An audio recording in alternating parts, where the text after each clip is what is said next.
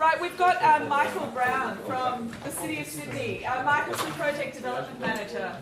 I'd like to open with a quick observation. You've probably heard of Sam Goldwyn Mayer, the movie producer. I think it was attributed to him, but he said that the way of making movies is to start out with an earthquake and build up to a climax from there. I'm here to disappoint you in that respect. Following that, I can't match it. So having lowered your expectations a bit further, I'll lower them a bit further yet again, and that is to say that what you're about to see represents some rather dry stuff that was assembled together very, very quickly. So if you could please bear with me, but I trust it will be useful, and I'm rather hoping that you'll be able to extract some useful information from it that will help you with your course. I'd like to make two connections with Peter Pulle's presentation. The first one, if you just write down the one word, city. City, that's important. And the second is a general observation, which I might conclude with, but that is that in a lot of these things, it's my view that it's important to ask the right questions. By right questions, I mean ask questions of the right scale. If one starts enterprises like this, where you see lots of very complex interactions of things, it is possible to ask questions that lead to a conclusion, ineluctable, which is perfectly reasonable but is daft. So that's why it's very important to ask the right questions and to persist asking those right questions. Now, I'll come to that at the very end, and I trust that that'll become clearer.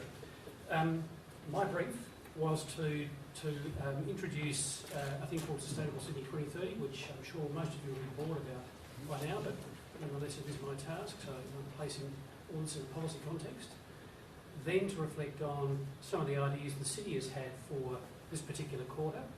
And I'd like to conclude with just a number of issues that you may or may not wish to explore yourselves, and to see whether or not it might inform how you take this project, whatever your project is, how you take it from here. So shall we proceed? Ta-da! I'm sure you've all seen this Sustainable Sydney 2030. It's going to make Sydney green, global and connected. So to move to the next one, it's a strategic plan, a vision. I hate the vision, but here we go, it's a vision.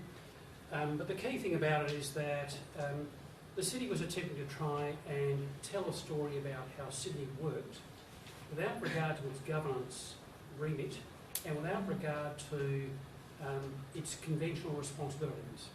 The whole purpose of Sydney 2030 was to say, look, nobody's telling a story about the inner part of Sydney, and we need to understand it without regard to who's controlling what. I think you heard some symptoms of that this morning, and quite reasonably so, from our colleagues in Schiffer, who were explaining to you the difficulty that they experienced in trying to manage their job and how they consistently ran up against boundaries of their particular remits or their particular sites. So the whole objective about Sydney 2030 was to say, right, forget about all that stuff, let's just tell a story about how Sydney works and what it might be. It's another important thing. What it might be, not for the next 5 years, which is the life of governments plus their planning, but what it should be for the next 25 years, which is about as far out as we can see at the moment. It might go further, but that was the pitch. The other observation is that in trying to tell that story, we didn't rush in as some rich council saying, we're going to do it our way. We tried very hard to say 2030 is going to be pitched so it fits in with other thinking about the way in which the city and the state works. This diagram here, I'm glad it's blurry because I'd hate you to read it, but it indicates the fact that we've got some ideas and the state government's got some ideas, and it shows where they will join up. And there's some of the plans at the bottom that you can see how they work. That's the only take-home message from that slide. Next one. I'll bore you with the structure. Basically, the plan attempted to say, look, city's going to change. We want to make that change so you can measure it, so you can actually hold us to account. We think we've got 5 big ideas that should really bring together whatever it is that we're trying to tell a story. You can collapse those down to 5 big ideas. It then talks about conventional planning stuff, about strategic directions and objectives, all that kind of stuff. And then at the very end, it's got some pretty pictures, the 10 project ideas. And that's, I think, the reason why we've been asked to come along today. So just go to the next slide. Oh, that slide shouldn't get it. Hang on, yes it should. Oh my God. Okay, click through that. This is the summary of the 5 big moves. The last one of which is to recognise that in the next 25 years we're going to see the city change, and we would like that change to be transformative, to lead the kind of change that we've got in mind, and we should focus those on what we call transformative development and sustainable renewal. Noble phrases, but that's the area which the team that I work for is responsible for exploring. We don't do it, we explore it. And I think we'll go to the next slide. At the very end, you can see the little logo at the bottom end, there are 10 project ideas that attempt to illustrate how some of these things might be brought together. And you can see in Sydney 2030, one of those 10 locations was the whole idea about the Western Edge. And I think that's the reason we've been asked to come along. Basically, it's this part of the city through there. There are a number of reasons why we think that's important, and I'll probably expand on those a bit further. This illustrates in greater detail what the project ideas were in relation to the sites that you're starting to explore. But basically, the architects we engaged to have a look at this part of the world said, well, how should Darling Harbour end up being? And they gave us a pretty picture up there which showed lots of low-rise buildings and the city expanded and residential, happy people, lots of parks, all that kind of stuff. And they recognised too that we can't get rid of the existing facilities there because, and you'll hear more about this later on today, why exactly they are important, and I can explain it a little bit in a moment. But we've got to find a home for those, and the suggestion was that they might find a home above the rail yards at Central Station. So one of the jobs that we were asked to look at, or we actually chose to look at ourselves, because the reason we did that is because we could see that the state was moving rather more quickly than we imagined to understand what those replacement facilities should look like and where they should be. And there are a number of reports that you may wish to explore later on. We'll talk about all that kind of stuff. So, no, that's fine. That's the next slide's good. The kind of, I'm sure that you can get a copy of those, this PowerPoint. You need to read all that stuff. Yeah. Too many words on that. But basically, the idea was that those two precincts are necessarily linked, because if you supplant those facilities, you've got to find a home for them. They've got to go there, so that the two are functionally connected in various ways. And the possibility was that we would find uses that might fit above Central Station that are more compatible with building above rail tracks than, say, building high-rise buildings, and release land in Darling Harbour for other uses that are actually hunting for a home in the city at the moment. And there's a whole lot of reasons for that. I might just expand on them a little bit. We need to find a home for what was called the Sydney Convention Entertainment Centre, Exhibition Centre rather. The CBD is expanding. We've got to find a home for that. We need to find a home for these facilities because they contribute so much to the New South Wales economy. And of course, in Central Station, many people have been looking at Central Station for many, many years, and they've been saying, "Oh, look, it's a scar and it's blighting the city, and it should be developed in various ways." But the fact remains that Central Station is a very important piece of infrastructure, and it's likely to be more so. If this proposal for a very fast train does emerge, it's likely to want to go through Central Station, which will simply amplify its strategic importance. So the next slide explores it. Oh dear, don't tell me we've got more of those. No, something hasn't come through. Just try it again. Oh, there's a whole lot of pink That's correct. stuff on there. That's correct. On precincts, education, Chinatown, sorry, those Yes. precincts. Yeah. It's very light.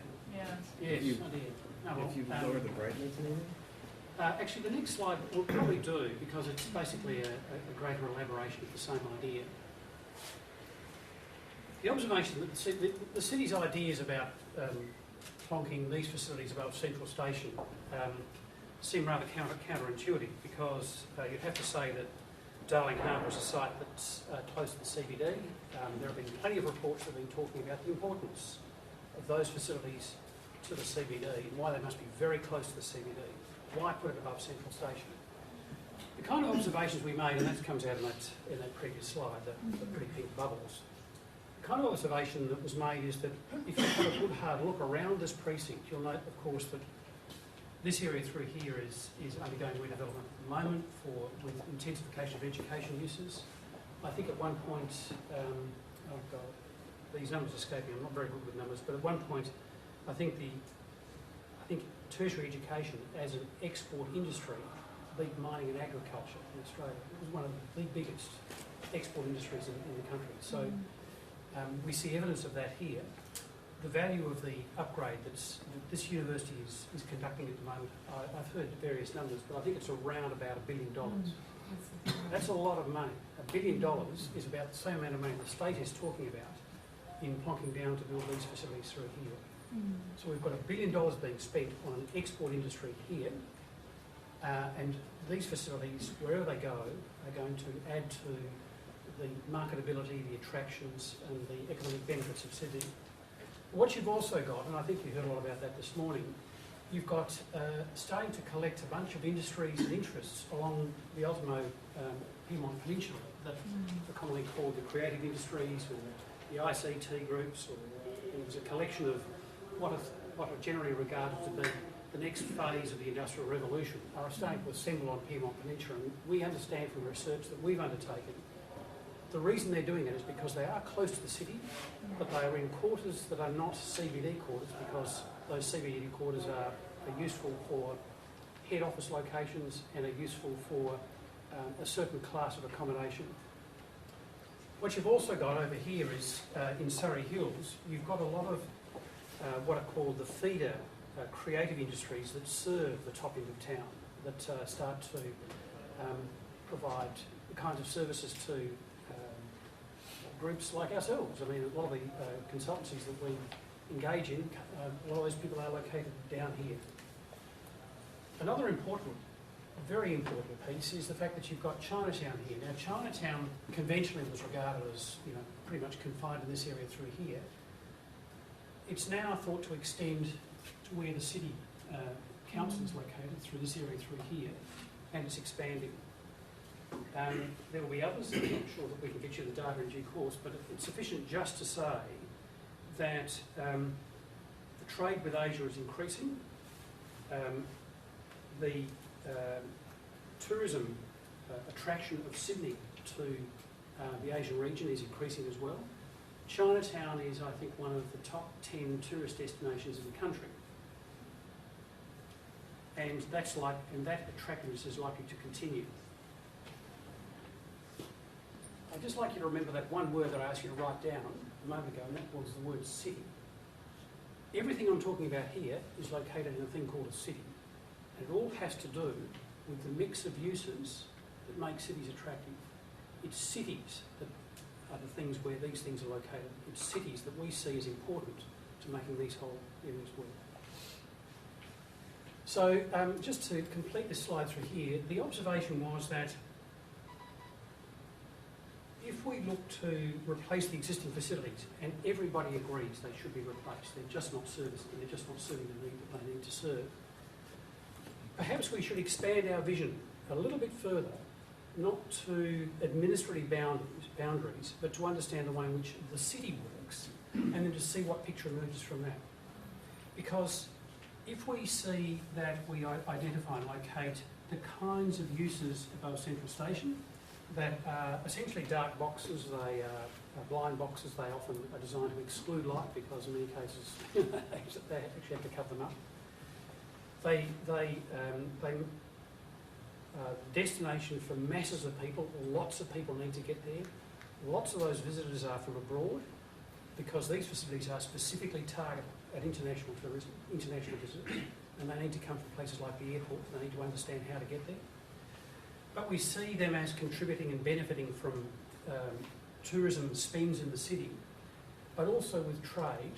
Then how can we make that work with the areas that we've got around about?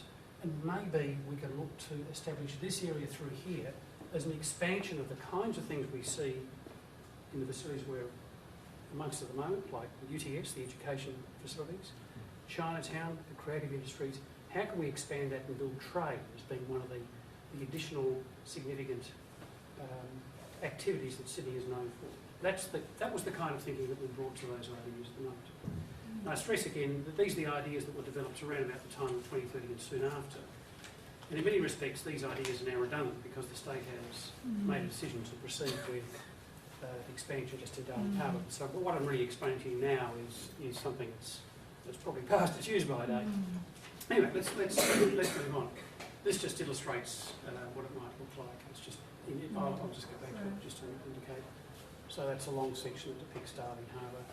This shows 40,000 square metres of exhibition space, hotels, dining facilities, kind of convention halls, and the construction of an expansion of the CBD in that part of the world, and possibly with the blue blobs, additional hotels that benefit from proximity to the city. That's the kind of idea. So we'll go to the next slide. And this is just an illustration of building our railway tracks. The reason that slide's important is because these ideas that the city had at the time run up against one difficult task, and that is you're building above railway tracks, can you do it? Everything else is pretty straightforward, but can you build above railway tracks? And this is an illustration of where that has happened. Adelaide, where I come from. New York, about to embark on a sort of thing, the Hudson Yards, for those who've been there, is where they keep all the metro trains. A little arcade, I think, a sports stadium above it, and that's where their convention centre is located just there, along with massive developments of on the western side of New York, and the other ones I'm sure you're reasonably familiar with.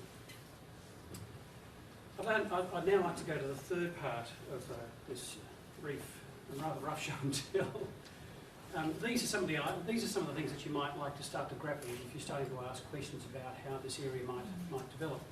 And the reason for asking these questions is to try and zoom out, to start asking what you might regard to be useful questions that help to illuminate what emerges from there.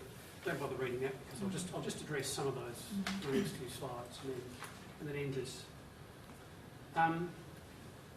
The first question or issue has to do with economic development, because I'll just pause for a moment, just dwell on this for a little bit. You'll hear from Tim Parker, who's from Infrastructure New South Wales, who's the project director of this later on in this presentation. He may, I don't know what his presentation will be, but he may reflect on the importance of these kinds of facilities to New South Wales. Why does the government invest in these kinds of facilities? So I'll briefly go across this. I'm sure he will explain it better. Exhibition and convention facilities are generally called event infrastructure, and they're a class of economic infrastructure. The conventional reason for building them, and why states build them, is that they are the attractors of a certain class of tourists. They're people who attend these events, and it's generally the case that these attendees they contribute to the economy of wherever they land, something between 5 and 10 times the amount per day of what a normal conventional tourist would spend.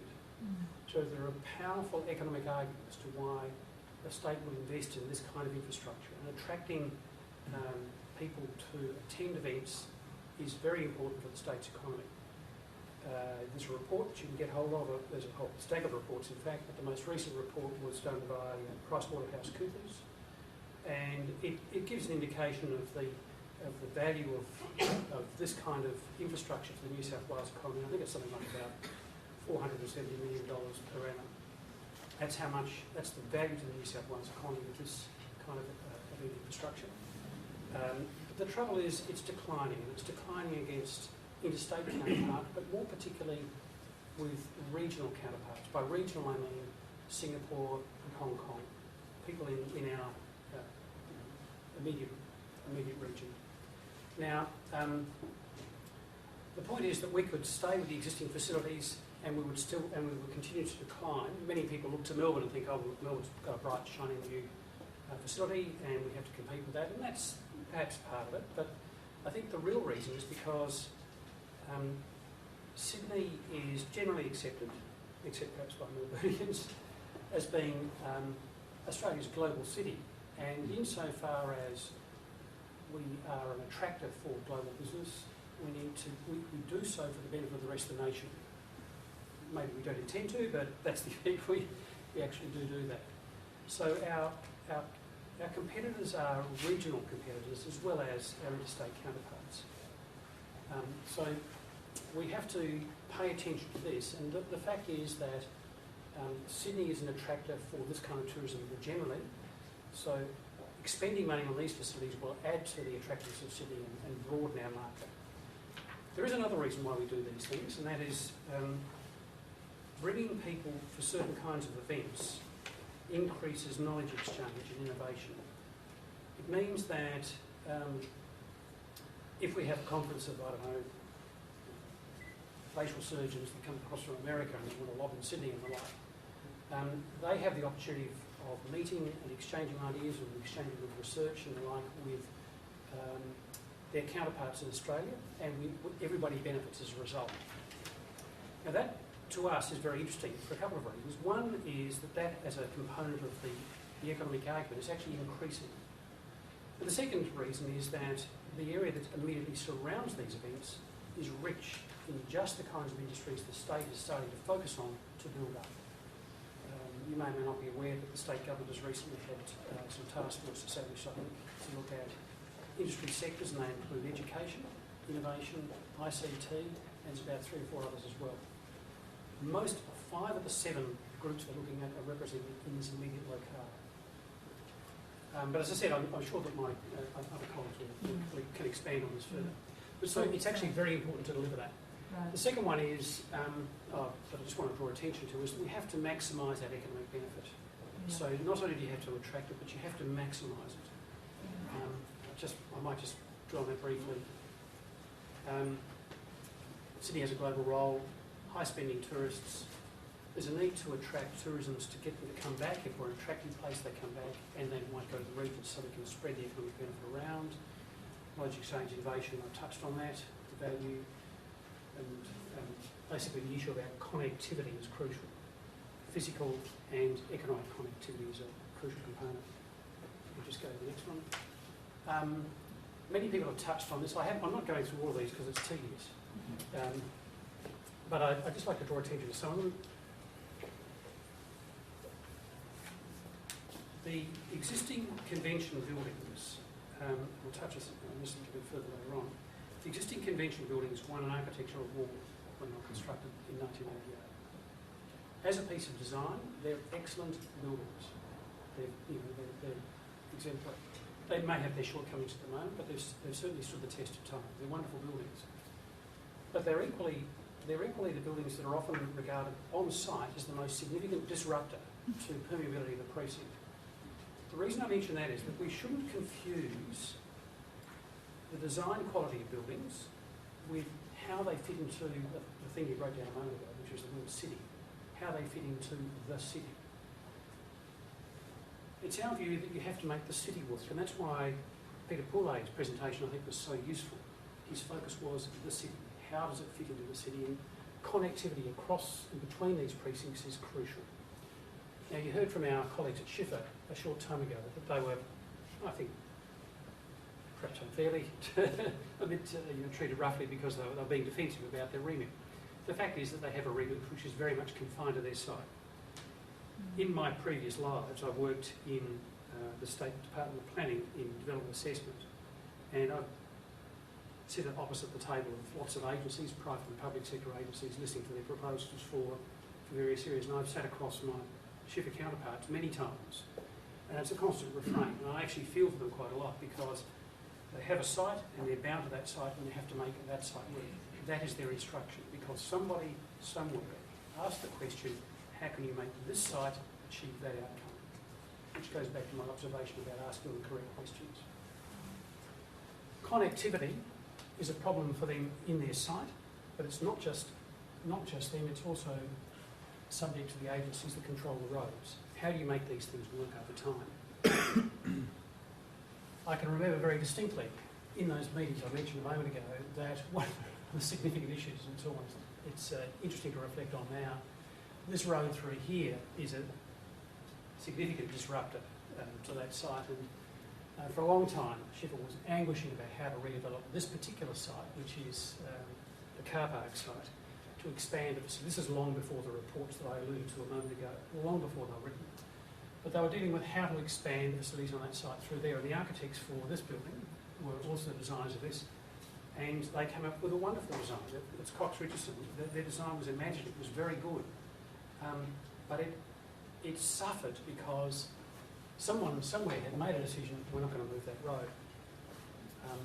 So in many respects, it's beyond Schiffer's remit to say that road has to go because they don't control it.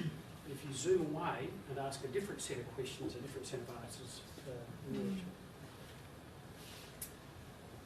Well, interesting, I've actually just covered a part of this. To look at design actions, you may have seen reported in the press, you tend to observe such things, but there was a discussion at the Opera House between I think it was the Minister for Planning and I think something from Herald, director of our planning director and others about development. I think a discussion turned to this precinct through here, and the Minister was reported, perhaps a little harshly I think, as saying that we're not going for an iconic building in this area, but since that time there's discussion about whether or not the area should be world class. That's the ambition, it will be a world class facility. But if you think about it, that's actually not a bad response. Sydney doesn't need any more icons. It's often been observed that the reason why Sydney is attractive above Melbourne is because it's sparkling harbour, or there's a lot of discussion about various attractions of Sydney, fairly conventional attractions. If one looks at all the reports that have been prepared for convention centres, the appeal of a destination is important as to the reason why people come to a particular location. But it tends to be a thing called destination appeal, and it's not reported in any greater detail than that. And my suggestion here is that the appeal of Sydney is not its harbour, it's the fact that it's Sydney. Sydney is the icon, and Sydney as the icon has lots of other elements. Sydney has an opera house, it's got the harbour, it's got the big city, it's got Chinatown, it's got the buildings that we're in at the moment, the education precinct. All of those things collectively are what makes Sydney attractive. That's the icon, not the harbour, not the opera house. They're components of a larger city, which goes back to, again, I think, Peter Pullo's observation about the importance of cities. I'd just like to make one other point about that. And that goes back to this issue about tourism. You may have come across it from time to time, but an issue about the marketing of tourist destinations is that in many cases people who go somewhere else to experience life are looking for an authentic experience. Now I'd suggest that in the case of those who come to attend events in Sydney, the opportunity to be attracted to an icon like Sydney, but to then participate that in an authentic way, to find yourself in the middle of the city and participating in a way that's legible, that you can understand, that you can get around, but that you are part of Sydney, that's the important thing. So again, this draws attention to Sydney and authentic Sydney experience. Show how psychic meet overall growth demands for central Sydney. This is an issue which is probably remote from your project, though I don't quite know what your project is in detail. The previous state government minister and the Property Council of Australia and others have written to the City of Sydney over time, and it's cropped up from time to time in the press, the fact that Sydney in the next 20 years must find places to expand. The city regularly does a thing called the floor space and employment survey. Sounds riveting. But basically this explores, amongst other things, how much spare development capacity there is in the city to accommodate the city's growth. Now, Sydney is arguably Australia's global city, and it's host to certain classes of business that have global representations. So it's actually important for the city to identify where that growth can go in order to maintain that global status. Now, you saw from the earlier slides about 2030 how the city's view was that the western edge might be a location for these kinds of things to occur. Why is this important, you might ask? Well, facilities in Darling Harbour are subject to a project at the moment, and they're subject to the kinds of concerns we've got at the moment, but they will be there for the next 30 years. The reason it's important is because one has to cast one's mind forward 30 years to identify where the growth can occur in 30 years' time. I might just move on. Oh, no. Oh, this is an illustration of it. No, I'll just go back to it. You might have seen only yesterday, it came through our media monitors, get these things downloaded, but this is a map which depicts the Sydney site, and you can see that it's bound Tumalong Park and the like. But this article here is a report of the owners or those who control the IMAX in United. What's going to happen? It's immaterial, but it illustrates the fact that the need to grow is already with us. The IMAX cinema is this building located there, and the Western District is the area that I've circled through there. Now, the Western District is a very, very expensive and important piece of road infrastructure. It's going nowhere anytime soon. By soon, I mean in the next 5 years. But might it go in the next 15 years? If it were to go, and somebody said, look, the land and acres is too valuable, or we've got better uses for it, or we'd like more extensive harbour views, or for whatever reason crops up, we need to have a plan for what happens in and around that land. The point of this article is that that kind of discussion might be happening sooner rather than later.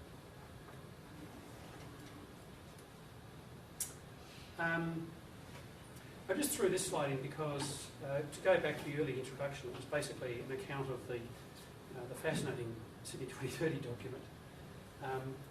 Remember I was saying that Council was trying to give an account as to how the city might evolve over time. But it also had to try and explain how the city might affect how it might evolve over time. And the purpose of this is to illustrate the fact that we don't control much. We control development assessment, we control the roads, rates and rubbish, we control other parts of council which you've seen recently. We have very little of the kinds of ambitions that are under our direct control. So what the city has done is said, look, there are some things that we can control, we can coordinate those in certain ways, but to influence and to express concern, that's how we will discharge our larger role. So basically, in relation to this project, the only way we can operate is to persuade, and the only way we can do that is to explain the reasons why we think this way, and it's up to others to take them up. That's pretty much it. I think the last slide. That's the last slide that I saw before I didn't show, but basically it's questions. Just inviting questions. I'll just go back to the original observation, that is that in these kinds of projects, or the way in which the city chooses to work, the intention is to try and ask the right questions and to see where that leads us. So any questions out there? Little forms. Richard. Speaking to another perhaps. Bearing in mind the most sustainable thing arguably you can do with architecture in the city is to try not to pull structures down but to repaint them. In relation to the interesting propositions around Darling Harbour, yes, it is logical to move convention and exhibition centre to above railway, and you can imagine that working. Would you entertain is it possible though, and move the Western Distributor as well? Can you imagine a situation where the briefs and the urban planning departments would allow the sort of brief that said build over, build through, build above, but keep the existing structure and rethink it into, can you imagine briefs that sort of entertain all the things you're talking about all those issues that are important, impermeability, points back to the origins of Darling Harbour, which was so fatally flawed. But in terms of sustainability and also just adaptation and freeways actually becoming parts of insides of buildings and the whole Blade Runner thing. Can you imagine briefs that entertain, or beyond entertain, actually dictate that do whatever you will, you have license, extra pipe, but you must keep and rethink existing structure as well. Can you imagine Yes, that? I mean, the short answer is yes, readily. Mm. One can answer it, and that's I think it's a bit of a Dorothy Dixon question, because in many respects, if you're involved in running it, you may well say, well, look, that is the brief, that's what I choose to do. It goes back to, but the slightly longer answer to that question, it goes back to the original observation, and that is that one needs to think, one needs to ask the question, is that the right question to ask? Yeah. What are you incorporating and what are you excluding when you ask that question? That's the important thing in my view. Are you talking about, have you cast the net of your inquiry wide enough to know that if you cast it in wide, you're not going to get a different answer? That's the long answer to it. David?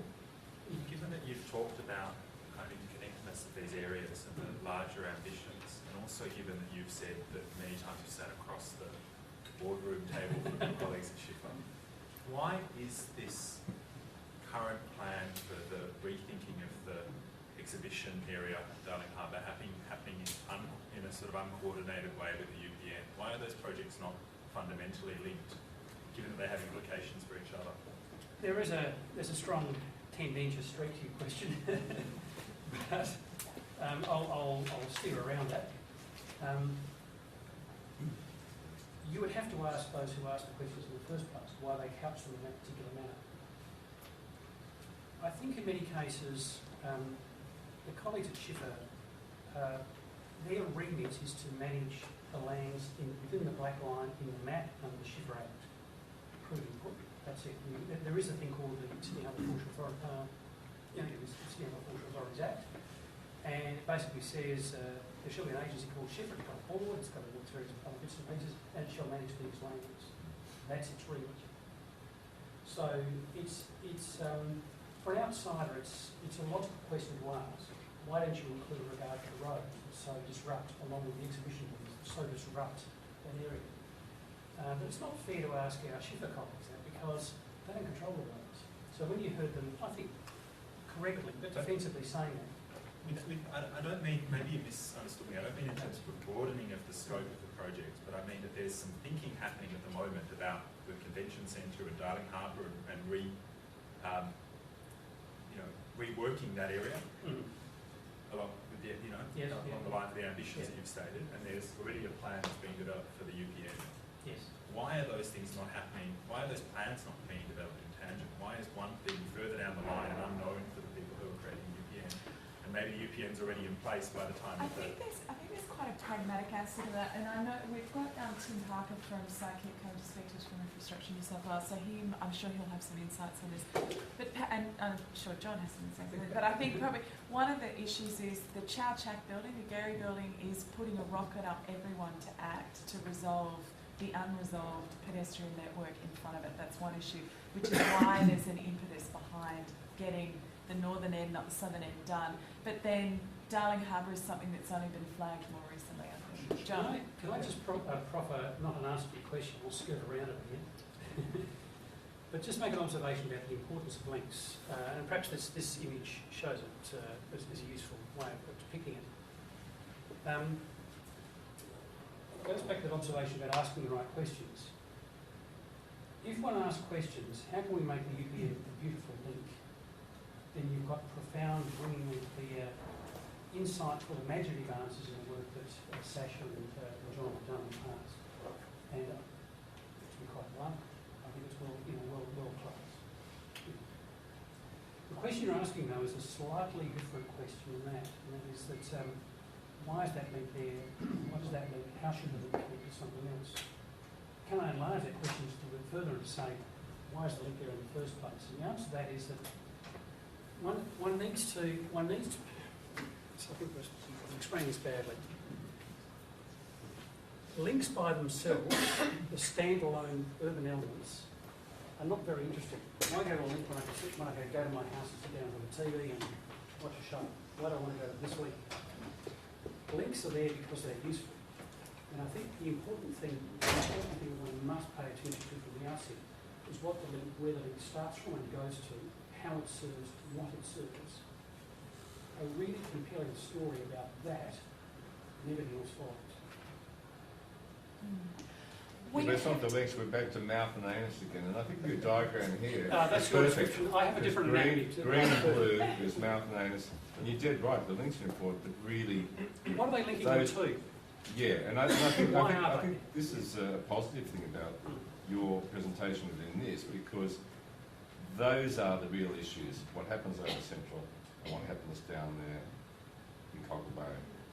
And the rest, so it's chicken and egg. Yeah, but But there's I- an but I think ongoing it's good to- conflict that's Sorry? going to there's an ongoing conflict that's going to happen in the work that we're doing between the pragmatic political Good. moment that we find ourselves in, which is the consequence of all of these decisions, and then what ideally we would like to have happened, which is that that the psychic redevelopment is happening with the UPN, with this end of the city. These things were all happening.